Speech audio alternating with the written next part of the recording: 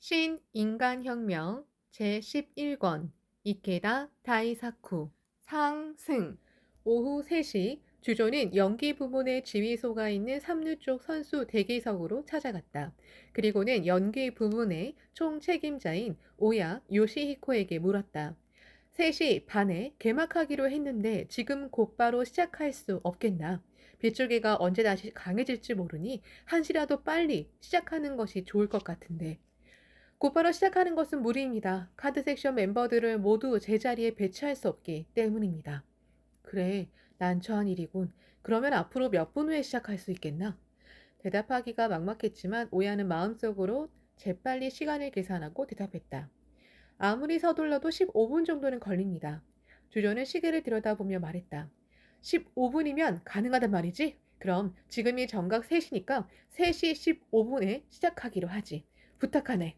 오야는 선뜻 대답은 했지만 15분 내에 행사 준비를 마칠 수 있을지 불안했다. 그러나 이제 와서 물러설 수는 없었다. 그는 서둘러 각 부문의 시작 시간이 변경됐다는 사실을 알리고 마음속으로 필사적인 창제를 했다. 그러는 사이 시간은 쏜살같이 지나가 버렸다. 오후 3시 15분. 야마모토 신이치가 대기실을 나와 스탠드에 모습을 드러냈다. 비는 거의 그친 상태였다. 오야는 주위를 둘러보고 행사 시작을 지시했다. 힘찬 팡파르가 울려 퍼지고 요란한 소리를 내며 축포가 터졌다. 빨간색, 파란색, 노란색의 선명한 풍선이 하늘을 스놓자 비둘기떼가 하늘로 날아올랐다. 오야는 마이크를 꽉 쥐고 개회를 선언했다. 지금부터 창각회 간사이 문화제를 개최하겠습니다. 그 순간 외야석을 가득 메운 흰 바탕에 빨강과 파랑으로 축 간사이 문화제라는 카드 섹션이 훌륭하게 떠올랐다. 오야는 후유 하고 한숨을 쉬었다. 이때 하늘을 덮고 있던 비구름이 갈라지면서 좁은 틈 사이로 푸른 하늘이 보였다. 서쪽 하늘에도 아주 엷게 햇빛이 번지고 있었다. 대성공을 예감케 하는 하늘의 연출이었다. 노도와 같은 박수의 소용돌이가 이는 가운데 음악대 9,000명이 행진곡을 연주하면서 자랑스럽게 행진하기 시작했다. 운동장에는 폭우 때문에 생긴 큰 웅덩이가 여기저기에 있었다. 그러나 그들은 우리의 기계를 보라는 듯 트럼펫 소리를 드높이 울리고 용감하고 씩씩하게 드럼을 치면서 물 웅덩이도 아랑곳 않고 물 보라를 일으키며 나아갔다. 흙탕물이 튀어올라 하얀 바지자락은 금세 새까맣게 변했다. 어떤 악조건에서도 아랑곳 않는 그런 광포의 음악을 연주하는 영웅들이 펼치는 당당한 개막식이었다. 이어서 하얀 유니폼을 입은 남자부원 1,500명이 운동장 가득히 늘어서서 야! 하는 구호와 함께 가지고 있던 천을 펼쳤다. 그러자 세로 36m, 가로 46m로 된 감색 천에 금색으로 젊은 독수리와 월계관을 그려놓은 남자부의 거대한 깃발이 떠올랐다. 광포의 드넓은 하늘을 향해 비상하는 청년들의 결의를 느꼈는지 관객석에서 탄성과 박수가 터져나왔다. 다음 순서는 귀여운 고적대 연주 행진이었다. 멤버들 중에는 고교생과 중학생이 많았다. 그때 하늘이 흐려지고 비가 조금씩 흩뿌리기 시작했다. 빗방울이 악기를 적시고 소녀들의 사과 같은 볼을 적셨다. 비 따위에 지지 않아 우리는 간사히 여져보라고. 그들은 생기발랄하게 가슴을 활짝 펴고 마치 운동장이 좁다는 듯 경쾌한 음악을 연주하며 꽃의 무대를 펼쳤다.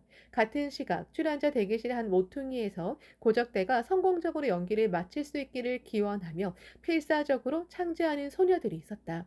비 때문에 연기가 취소된 주니어 고적대 멤버들이었다. 그 소녀들은 하얀색과 노란색으로 된 유니폼을 차려입고 이제나 저제나 문화제가 개막되기를 기다리고 있었다. 그런데 자신들의 연기가 취소됐다는 사실을 듣게 되었다. 어린 여러분이 비를 맞아 감기에 걸리면 안 되므로 이번에 주니어 고적대는 나가지 않기로 했어요. 간사이 고적대 부장의 말에 소녀들은 흐느끼기 시작했다. 야마모토 선생님이 오셔서 문화제를 보신다며 어린 마음에 투지를 불태워 여름 방학인데도 쉬지 않고 날이면 날마다 찌는 듯한 더위 속에서 연습해 왔었다. 그런데 문화제에 나갈 수 없게 되었다니 억울하고 슬펐던 것이다. 주니어 고적대를 책임지고 있는 여자부 간부인 요시쿠라 이네코는 소녀부들의 억울한 심정을 잘 알 수 있었다. 자신도 함께 울고 싶을 정도였다. 그러나 그녀는 마음을 강하게 먹고 흐느껴오는 소녀부들에게 짐짓 엄한 어조로 말했다. 학회의 어린이는 무슨 일이 있어도 절대로 우는 게 아니에요. 여러분은 야마모토 선생님의 제자이고 사자의 자식이지요. 선생님은 분명 울보를 가장 싫어하실 거예요.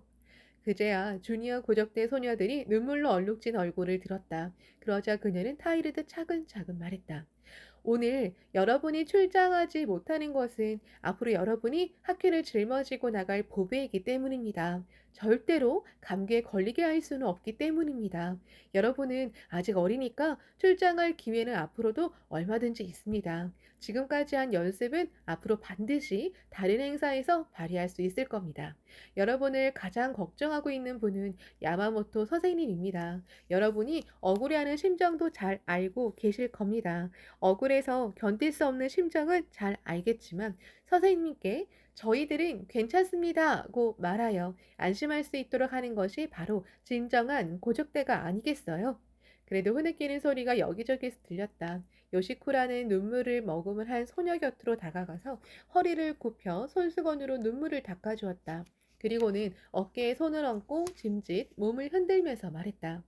속상할 테지만 힘을 내요. 이것도 문화재를 위한 싸움이에요. 우리 소녀부는 겁쟁이가 아니라고요. 울고 있던 소녀는 고개를 끄덕였다. 요시코라는 소녀부들에게 웃는 얼굴로 호소했다.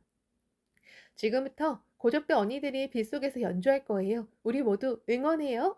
자, 그럼 다 함께 야마모토 선생님이 계시는 곳까지 들리도록 힘차게 노래를 부릅시다. 눈이 빨갛게 부은 채 눈물을 닦고 열심히 학회가를 합창하는 소녀부들의 기특한 모습에 이번에는 주위에 있던 여자부 간부들이 눈물을 삼켜야 했다. 한편 여자부의 고적대 멤버들은 동생처럼 귀여운 주니어 고적대가 출장하지 못한다는 말을 듣자 소녀부가 가엾기 그지없었다. 여자부들은 서로 다짐했다. 주니어 고적대 목까지 열심히 합시다. 이런 결의로 빗속에서 펼친 발랄하고 맑고 깨끗한 연기는 그 결실을 맺었고 관객들에게 큰 갈채를 받았다. 비는 오락가락을 반복하였다. 고적대에 이어 활기찬 구호를 외치며 운동장으로 뛰어나온 것은 맨손 체조를 할 남자 고등부 900명이었다. 외야석의 카드 섹션은 미래를 향해 날아올라라로 바뀌었다. 하얀 모자에 감색 셔츠와 하얀 바지를 입고 힘차게 달리는 모습에 고교생다운 젊음과 패기가 넘쳤다. 고등부들이 독자적으로 연기를 기획하고 출연한 것은 학회에서 개최하는 문화제에서 처음으로 시도하는 일이었다. 그렇기 때문에 전국 고등부 멤버들은 잔뜩 기대하고 있었다. 고등부 멤버들 중에는 교통비가 없어서 자전거로 1시간 넘게 걸리는 거리를 연습하러 다니는 학생도 있었다. 또 대학 진학을 목표로 도전하는 멤버들도 적지 않았다. 출연자들은 고교 1, 2학년을 원칙으로 하고 있었는데 2학년생은 이 여름방학이 대학 입시의 승패를 좌우하는 중요한 시기이기 때문이었다. 그러나 멤버들은 공부나 연습 모두 대승리할 것을 다짐하며 전력을 다해왔다. 연일 찌는 듯한 더위 속에서 하는 연습으로 모두가 필요한 기색을 보이기 시작한 무렵이었다. 사이타마현의 어느 고등부 멤버가 간사의 고등부 멤버에게 격려의 편지를 보내왔다. 같은 고등부 멤버가 찌는 듯한 더위 속에서 문화제 성공을 목표로 열심히 연습하고 있을 것을 생각하며 어떻게든 격려해주고 싶었던 것이다. 이제 곧 간사의 문화제를 맞는군요. 10만 고등부를 대표하여 우리들 목까지 힘차게 연기해 주십시오. 우리 사이타마 고등부들은 창제로 응원하겠습니다. 간사이 고등부 여러분, 파이팅! 간사이 고등부 여러분의 건투를 기원합니다. 이 편지가 소개되자 멤버들은 결의를 새롭게 하고 분기했다. 우리는 전국에 있는 고등부를 대표하고 있다. 모든 멤버들이 응원하고 있으니 반드시 성공하고야 말겠다. 그리하여 모두 연습에 충실하여 이날을 맞이했던 것이다. 그런 각오로 준비해 온 고등부들은 운동장에서 발랄한 연기를 펼쳤다. 이윽고 5명이 한 조가 되어 손을 맞잡고 인간 부채를 만들었다. 다음 순간 부채가 일제히 진흙탕으로 질퍽한 운동장에 쓰러졌다. 흙탕물이 사방으로 튀어오르자 관중들은 탄성을 질렀다. 그들이 일어섰을 때 새하얗던 바지가 절반은 진흙으로 새까맣게 물들어 있었다. 굳이 고난에 도전하는 청춘을 자랑스럽게 표현하는 듯한 혼신을 다한 연기에 모두들 갈채를 보냈다. 다음 순서로 고등부 멤버들이 운동장을 가득 메우며 대지라는 글자를 만들자 외야석의 카드 섹션은 그들의 미래를 축복하기라도 하듯 빨간색과 감색으로 된 봉황 한 쌍을 그려보았다. 폭풍이 이는 듯한 큰 박수가 고등부 멤버들이 보여준 감투를 칭송했다. 그 순간은 간사이 봉황들이 미래를 향해 비상하는 순간이었다. 대학 진학을 목표로 한 2학년생들은 문화재를 마치고 곧바로 공부에 박차를 가했다. 그들이 대학 입시라는 고독한 싸움 속에서도 흔들리지 않은 것은 이 문화재에서 얻은 체험이었다고 한다. 그들은 공부가 힘들 때면 땀 흘리며 연습하던 지난 여름 방학을 돌이켜 보면서 자신을 타일렀다. 나는 그 어렵고 힘든 연습을 참고 견디어 문화재에서 당당하게 승리했어. 그러니까 분명 대입 공부도 열심히 해낼 수 있을 거야. 나는 지지 않아. 그렇게 야마모토 회장 앞에서 힘껏 연기한 그날의 감동을 회상하며 투혼을 불태웠던 것이다. 내빈석의 야마모토 신이치는 문화재가 사고 없이 대성공으로 끝나도록 마음속으로 창제하고 있었다. 그는 순서대로 연기가 끝날 때마다 몸을 앞으로 내밀어 손을 흔들고 박수를 보내며 측근 간부에게 출연자들을 격려하는 전원을 보냈다. 운동장에서는 레오타드 신축성 있는 체조복을 입은 여자부 리듬 댄스가 끝나고 외야석을 가득 메운 카드 섹션에서는 음악에 맞춰 차례차례로 커다란 그림이 그려졌다. 다른 출연진들이 운동장에서 연기를 펼치는 동안에는 조연이었던 카드 섹션이 이번엔 주연이 되어 관중을 사로잡았다. 날개를 접은 공작새 두 마리가 마주보고 나타나 서서히 그 날개를 펼쳤다. 마치 살아있는 듯했다. 이어서 장미꽃 네 송이의 꽃봉오리가 그려지고 잠시 뒤 꽃잎이 펼쳐지더니 선명한 빨간색과 노란색 큰 꽃이 탐스럽게 피었다.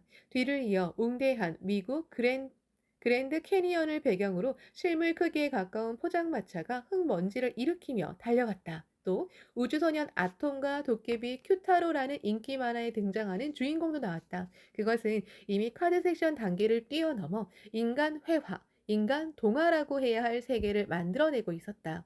실로 휘황찬란한 카드 섹션 예술이었다. 숨을 죽이고 연기를 지켜보던 관객들은 새로운 연기가 펼쳐질 때마다 환호성을 질렀다. 학회 주최로 대규모의 카드 섹션이 처음으로 등장한 것은 1958년에 개최한 청년부 제5회 체육대회인 젊은이의 제전에서였다. 이 젊은이의 제전 때 남자부 800여 명이 운동장에서 호지산 모양을 그렸던 것이다. 그 후로 카드 섹션은 많은 행사에 적극적으로 도입되었다.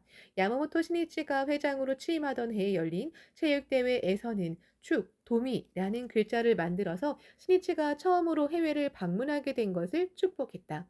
간사이에서도 고시엔 구장에서 개최한 1963년 첫 간사이 문화제와 이듬해 개최한 제2회 간사이 문화제에서 외야석 일부를 활용하여 카드 섹션을 만들었다.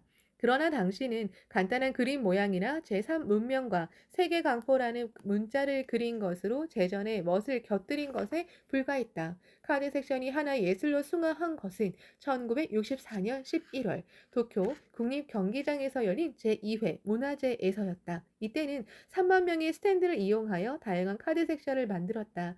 단결이라는 문자뿐만 아니라 카르멘과 투사라든지 젊은 사자 두 마리 그리고 다양한 꽃을 선명한 색깔로 그려냈다. 그 행사의 하이라이트는 야마모토 시니치가 붓으로 쓴 승리라는 글자를 금색 바탕 위에 빨갛게 그린 것이었다.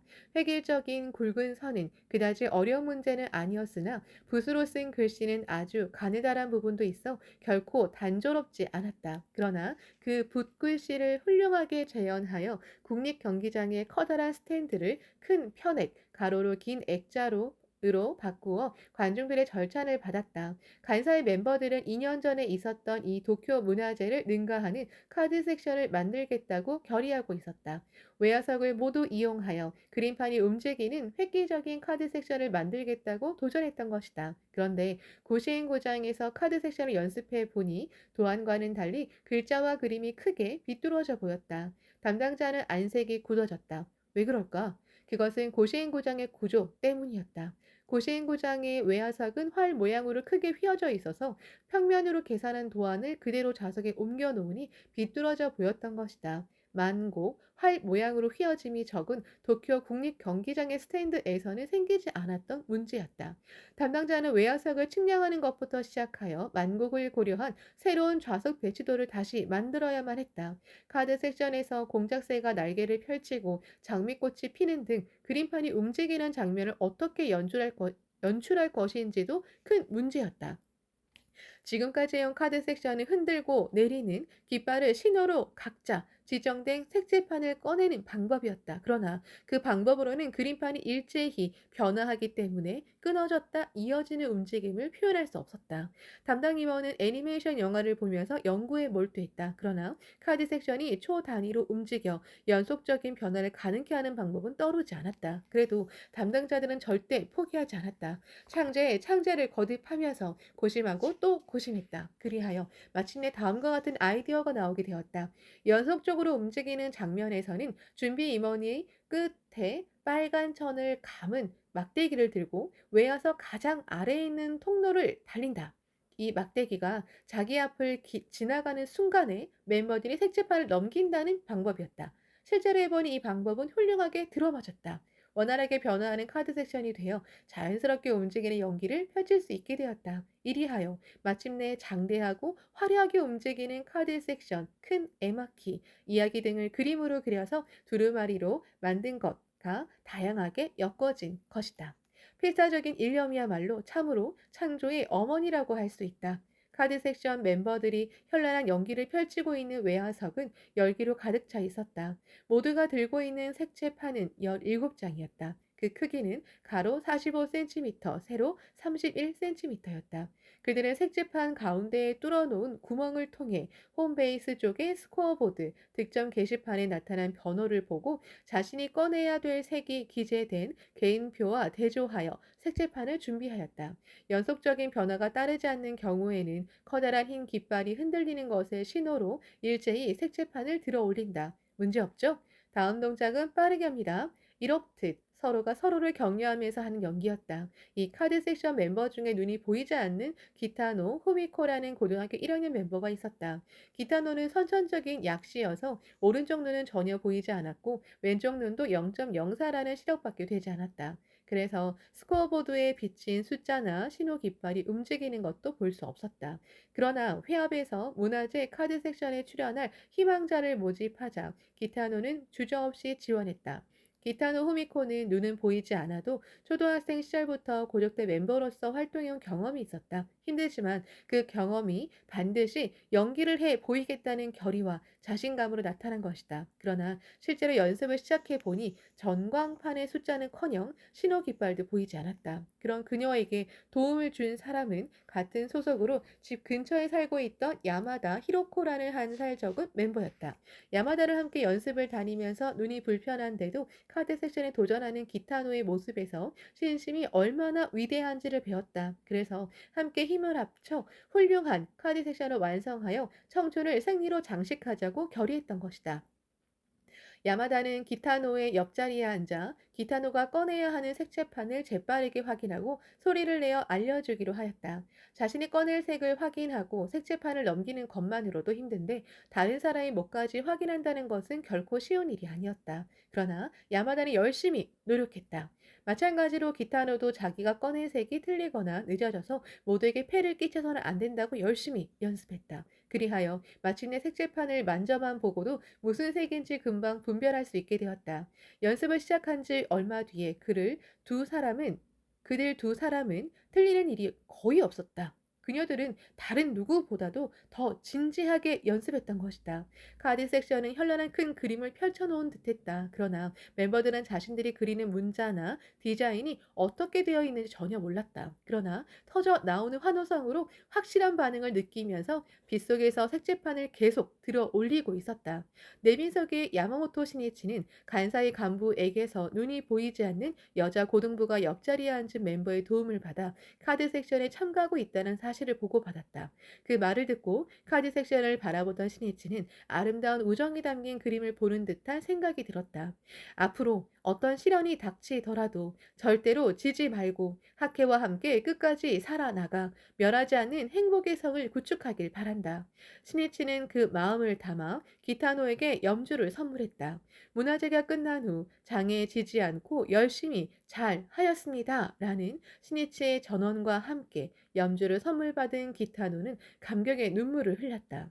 나중에 그녀는 장애인들을 위해 봉사하고자 양호 학교의 교원이 되어 사회에 공헌하게 된다. 운동장에서는 모두 같은 유카타를 입고 머리에 꽃 삿갓을 쓴 부인부가 입장하여 구시모토 부시라는 민요 가락에 맞추어 민속춤을 추기 시작했다. 이때부터 비가 점점 거세지기 시작했다. 비닐이나 손수건을 머리에 쓰는 관객들도 눈에 띄었다. 야마모토 신이치는 부인부들이 비를 맞으면서도 기소부시 민요에 맞춰 흥겹게 춤을 추는 연기를 지켜보면서 가슴이 아팠다. 그러나 비가 거세질수록 부인부들의 표정은 더욱더 생기발랄하게 빛났다. 그 멤버들 중에는 9년 전 7월 17일 오사카 나카노시마의 중앙공회당 밖에서 억수같이 쏟아지는 비를 맞으며 스피커에서 흘러나오는 추록한 야마모토 시니치의 사자오를 들었던 사람도 많았다. 그때 세차게 대지를 내리치는 폭포와 같은 빗속에서 져서는 안 돼라고 서로 다짐하여 절대 지지 않는다는 간사의 역사가 시작되었던 것이다. 그날을 생각하니 비의 강도가 더해질수록 가슴속에서 투지가 솟아났던 것이다. 부인부들은 질퍽거리는 운동장에 발이 빠지는 상황 속에서도 열심히 춤을 추었다. 흰 버선은 흙탕물이 들었고 꽃 삿갓에 사용한 청색과 빨간색 염료가 빗물에 녹아 얼굴에 붓고 화장도 지워졌다. 그러나 그녀들은 우리가 바로 간사의 부인부다라는 기계로 발랄하게 춤을 추었다. 그런 꾸밈없는 부인부의 얼굴은 어떠한 것에도 굴하지 않는 신념과 환희 넘치는 빛으로 가장 아름답게 빛나고 있었다. 그러나 비는 더욱더 거세지고 있었다. 환하게 밝혀진 야간용 조명이 여기저기 생긴 수많은 웅덩이에 반사되어 세차게 내리치는 빗발을 비춰주었다. 간사의 순회 간부들은 어두운 하늘을 향해 마음속으로 이렇게 외쳤다. 제발 더 이상 내리지 말아주렴. 다음은 여자부 발레라고. 사실 여자부의 발레는 마지막까지 중지냐 강행이냐를 놓고 의견이 분분한 연기였다. 바닥에 엎드리는 장면이 많은 발레 연기의 특성상 질퍽대는 운동장에서는 우아한 연기를 펼칠 수 없기 때문이었다. 그러나 출연자들은 필사적으로 호소했다. 흑투성이가 되어도 괜찮습니다. 도와주십시오. 몸이 아닌 마음으로 춤추는 것이 간사 여자부의 기상입니다. 간사의 간부들은 그 열의가 결실을 맺도록 해주고 싶었다. 그래서 제발 이때만이라도 비가 그쳤으면 하고 기원했던 것이다. 그러나 매정하게도 비는 계속해서 운동장을 내리치고 있었다. 새하얀 발레복을 입은 여자부 1600명이 비를 맞으면서 물빛 스카프를 휘날리며 입장했다. 아무리 세찬 비가 내릴지라도 연기를 할 수 있다는 것 자체만으로도 멤버들에게는 가장 큰 기쁨이었다. 여자부들은 승리하는 청춘을 강하게 표현이라도 하듯 황제 왈츠에 맞춰 자랑스럽게 춤을 추기 시작했다. 여자부들은 이날을 맞이하기까지 수많은 어려움을 참아내야 했다. 생각대로 다리가 올라가지 않아 점심시간에도 회사 옥상에서 홀로 묵묵히 연습해온 사람도 있었다. 교통비를 마련하기 위해 식비를 절약해가면서 날마다 즐거운 마음으로 연습장으로 달려온 사람도 있었다. 물이 고인 운동장은 조명을 받아 황금 거울처럼 반짝거렸다.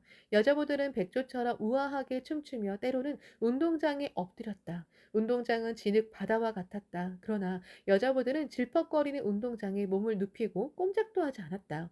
굵은 빗방울이 등을 찌르듯 쏟아져 내리고 있었다. 그녀들이 다음 연기를 위해 몸을 일으켰을 때 의상은 흙탕물로 뒤범벅이 되어 갈색으로 변해 있었다. 그러나 여자부들은 아무 일도 없었다는 듯이 웃는 얼굴로 경쾌하게 춤을 추기 시작했다.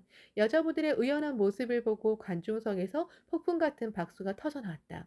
여자부들의 모습에는 쏟아지는 비나 진흙탕으로도 더럽힐 수 없는 왕녀의 숭고한 모습이 있었다.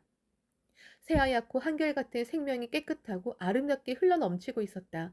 야마모토 시니치는 법화경 용출품에 설해진 여연화 제수라는 문구를 눈앞에서 보는 느낌이었다. 이 글은 지용의 보살이 능히 보살도를 행해서 세속에 물들지 않는 모습을 흙탕물 속에서 청정한 꽃을 피우는 연꽃에 비유한 것이다.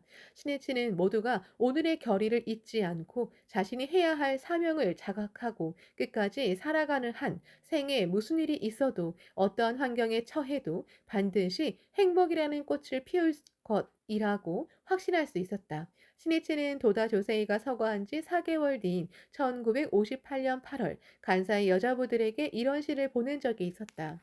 크나큰 희망에 불타서 오늘도 또 왕녀처럼 청아하게 춤추며 나아가라. 그로부터 8년이 지난 오늘 그 간사의 여자부들이 훌륭하게 성장하여 왕녀의 춤을 보여주고 있기에 신이치는 형용할 수 없는 기쁨을 느꼈다.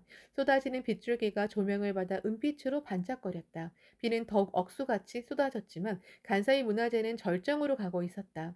비를 쏟아붓는 하늘을 찌르듯이 이영차, 이영차 하는 노도와 같은 구호가 울려 퍼졌다.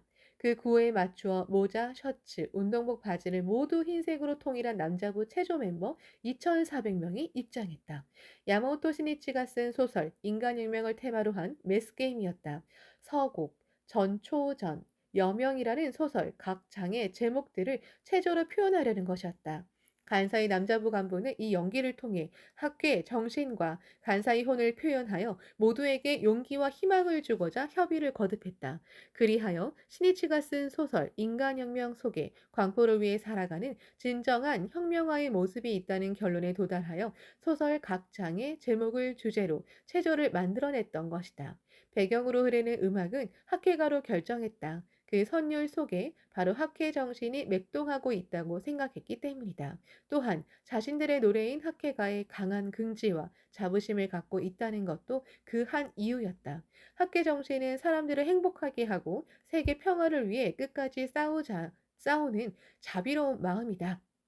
그 무엇도 두려워하지 않고 고난에도 의연하게 홀로 일어서는 도전하는 마음이다. 결코 사악을 용납하지 않는 정의로운 마음이다. 쏟아지는 비는 그 학회의 정신을 표현하는 데 오히려 훌륭한 연출이 되었다. 청년들은 너나 없이 비어 내려라. 바람아 불어라며 가슴을 펴고 기쁜 마음으로 힘차게 비가 쏟아지는 운동장으로 뛰어나왔다. 이윽고 일파가 만파로 넓혀지는 것을 표현한 파도 연기가 펼쳐졌다. 그들은 질퍽거리는 땅에 등을 대고 누웠다. 그러다가 갑자기 하늘을 박차듯 차례대로 벌떡 일어났다.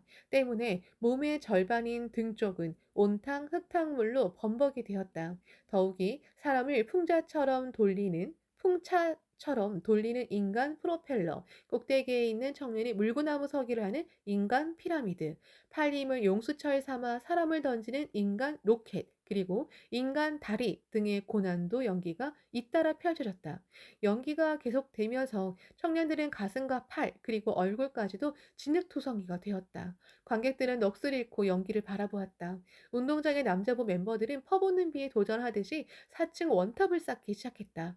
빗물 때문에 손과 팔이 미끄러져서 원탑이 무너지기라도 한다면 대형 사고로 이어질 수 있는 위험한 상황이었다. 그러나 모든 멤버들은 이를 악물고 미동도 하지 않았다. 관중들이 숨을 죽이며 지켜보는 가운데 원탑 꼭대기에 오른 한 청년이 우뚝 서서 두 손을 펼쳤다. 무려 6m가 넘는 인간 원탑이 완성된 것이다. 탑을 쌓은 청년들의 얼굴과 유니폼은 진흙투성이었다. 꼭대기에 오른 청년이 하늘 저편을 응시하며 눈을 크게 떴다. 투지에 불타올라 반짝반짝 빛을 발하는 승리한 용자의 눈이었다. 그것에 호응하듯 알프스 스탠드에서 관중들의 환호성과 박수가 승리를 알리는 함성이 되어 메아리쳤다. 남자부 체조 멤버들이 썰물처럼 퇴장하자 조명이 꺼졌다. 불꽃이 비 내리는 밤하늘을 수놓는 가운데 문화제는 피날레로 이어졌다. 음악대는 힘찬 선율을 연주하며 불꽃 조명이 쏟아지는 운동장을 오갔다. 조명이 꺼지자 손전등을 이용한 별자리와 하와이의 야경이 외야석에 그려졌다. 운동장에서는 멤버들이 횃불을 들고 나와 타오르는 불꽃 물결을 만들었다. 타오르는 불꽃이 엄청난 소용돌이를 일으키듯 물이 고인 운동장에 반사되어 출렁거렸다. 고시행구장은 환상적인 빛의 세계로 변했다. 이윽고 또다시 조명이 밝혀지자 출연자 2만여 명이 경쾌한 선율에 맞춰 행진을 시작했다. 맨손 체조를 연기한 고등부 멤버, 리듬 댄스를 보여준 여자부 멤버, 매스게임을 펼친 남자부 멤버 등의 순서로 차례차례 입장했다. 비는 계속 내렸지만 멤버들은 모두 당당하고 자랑스럽게 가슴을 활짝 펴고 손을 뻗어 들어 보이며 씩씩하게 행진했다. 운동장 중앙에는 매스게임을 연기한 남자부 멤버들이 철탑을 이용하여 인간 타워를 만들었다. 그것을 에워싸듯 출연자 2만여 명이 모두 모여 몇 겹이나 되는 인간띠를 둘렀다. 운동장은 마치 커다란 꽃 한 송이가 피어 있는 듯했다. 음악은 학회가 승리를 향한 노래로 바뀌었다. 때를 같이 하여 외야석이 오른쪽에 승리라는 카드 섹션 글자가 나타났다. 예정이 없던 대합창이 울려 퍼졌다. 이제 혁명의 때는 왔노라. 불멸의 천리 내걸며 대지를 뒤흔드는 젊은이의 장마를 물리치는 대전진. 출연자들은 모두 진흙투성이가 되어 있었다. 그러나 모든 출연자의 얼굴에는 기쁨과 승리의 눈물이 반짝였으며 환한 웃음꽃이 피어 있었다. 혼의 승리를 쟁취한 그 기쁨이 뜨거운 감개가 되어 북받쳐 올랐다. 출연자 모두는 힘겨운 연습을 견디며 한계에 도전하였으며 비라는 최악의 조건 속에서도 훌륭하고 멋지고 뛰어난 최고의 연기를 보여주었던 것이다. 그것은 단결로 이루어낸 승리였다. 서로 격려하고 때로는 서로 질타하며 그 우정을 통해 수많은 드라마를 만들어냈던 것이다. 어느 부문에서는 어서와 소설, 인간혁명 이외에 다자이 오사무가 쓴 소설인 달려라 메로스도 공부하며 인간으로서 가져야 할 신의와 청년으로서 지녀야 할 삶의 태도를 배웠다. 그리고 좌절하려 할 때마다 진지하게 창제하여 자신의 나약함이나 제멋대로 하려는 이기적이고 나약한 생명과 싸워 극복하고 승리해왔던 것이다. 누구나 다 해냈다라는 성취감을 맛보았으며 하면 된다는 자신감과 긍지 그리고 희망으로 가득 넘쳐 흘러 아주 크게 성장해 있었다. 이것은 바로 인간을 연마하는 대문화제였다. 진정으로 청춘을 승리로 장식한 대문화제였다. 그리고 무엇보다도 청년들이 어떤 고난에도 굴하지 않는 간사의 혼을 계승하여 새로운 상승 간사이라는 금자탑을 확고히 세운 대문화제였다. 승리를 향한 노래가 끝나자 스탠드 전체를 뒤흔드는 와 하는 환호성이 터져나왔다. 눈물과 빗물로 뒤범벅이 된 청년들의 얼굴은 종기아리만큼 자랑스러운 인간으로 빛을 발하고 있었다. 오후 5시 50분, 약 2시간 반에 걸친 문화제는 막을 내렸다. 야마모토 신이치는 아낌없는 박수를 보냈다. 계속해서 손을 흔들던 신이치는 자리에서 벌떡 일어나 내빈을 향해 정중히 답례 인사를 하였다. 내빈들은 한결같이 칭찬을 아끼지 않았다. 눈물을 글썽이며 감동했습니다. 훌륭해요 라고 말하는 사람도 있었다. 나중에 일본 사진가협회 회장이 되는 미키주는 훗날 이날의 소감을 다음과 같이 말했다. 비를 맞으며 온통 진흙투성이가 되어 연기하는 젊은이들을 보고 있는 동안에 내 가슴은 뜨거워지고 눈에서는 눈물이 하염없이 흘러내렸다. 그 젊은이들에게는 뭔가 하고자 하는 정열이 있었다. 그것은 공리, 공로와 이익을 초월한 것이었으므로 우리나라의 장래는 단연코 밝다. 이날의 감동은 국경까지도 초월하여 전해졌다. 중국의 저원나의 총리의 지시를 받아 창가학회를 연구하고 있던 측근들도 이 빗속에서 펼쳐진 문화재를 기록한 필름을 보고 대중을 기반으로 하는 학회를 깊이 인식하게 되었다. 문화재가 끝나기를 기다렸다는 듯이 비는 더욱 강해져 호우로 변했다. 야마모토 신이치는 생각했다. 우리를 지켜주었다. 시간을 앞당겨 일찍 개최되어 다행이다. 이젠 모든 참가자들이 감기에 걸리지 않아야 할 텐데.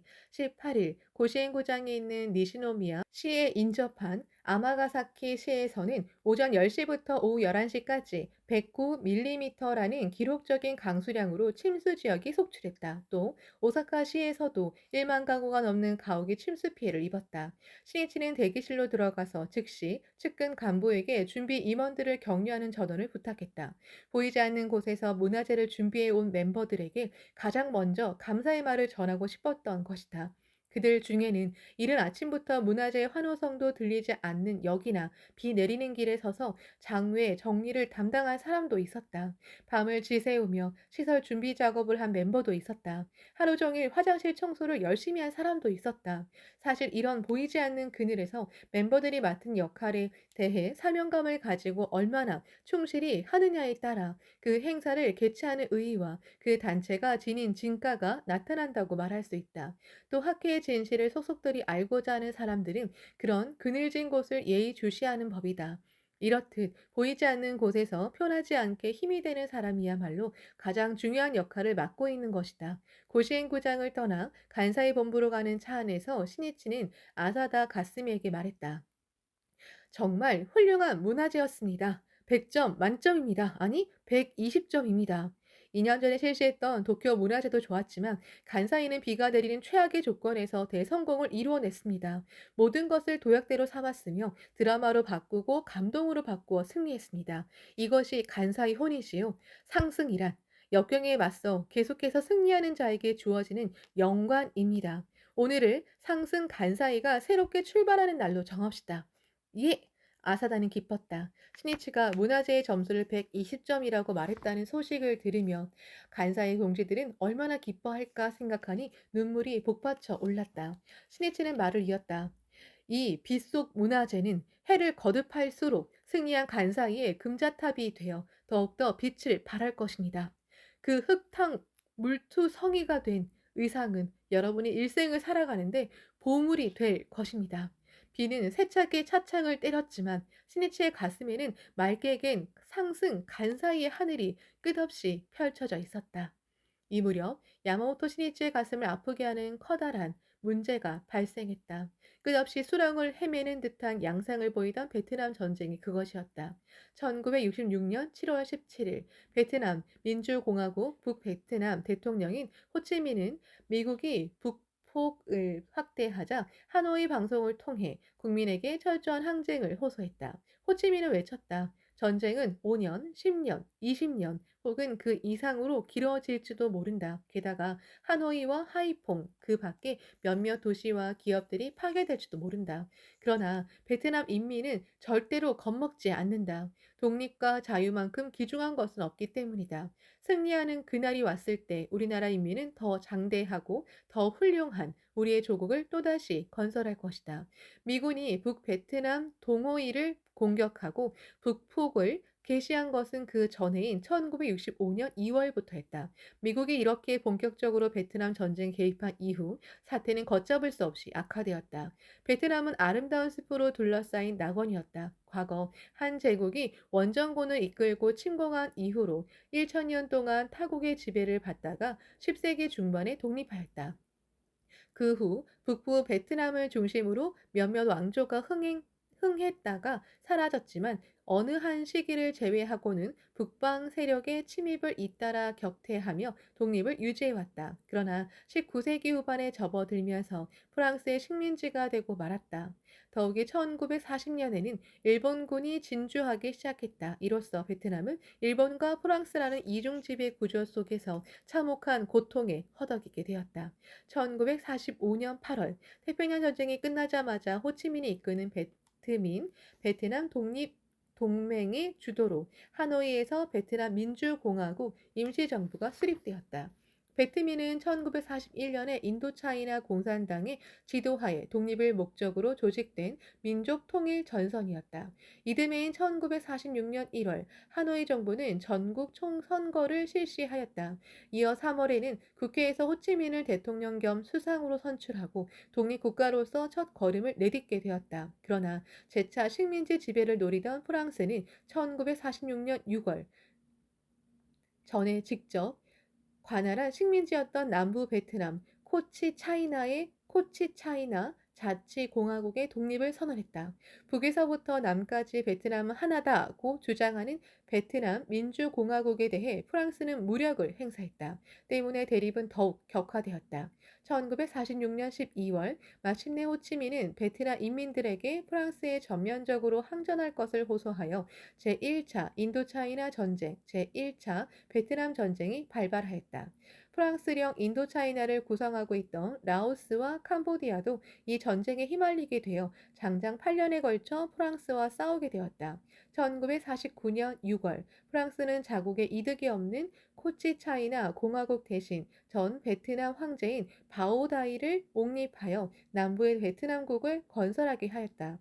전쟁은 화력에서 앞선 프랑스군이 우세했지만 지형 지물을 이용한 베트민군의 게릴라전에 휘말려 마침내 전황은 바뀌었다. 또 세계 정세도 크게 변하고 있었다. 1949년 중국 대륙을 장악한 공산당군이 소련과 연합하여 베트남 민주공화국을 승인하자 미국은 공산권 세력이 확대되는 것을 경계하기 시작했다. 그래서 바오다이 정권을 승인하고 수세에 몰린 프랑스군에게 군사 원조를 단행했던 것이다. 그러나 베트민군도 필사적으로 저항했다. 하노이 북서쪽에 위치한 주위가 높은 산으로 둘러싸인 분지인 디엔비 앤푸에서의 공방전이 마지막 승부를 갈랐다.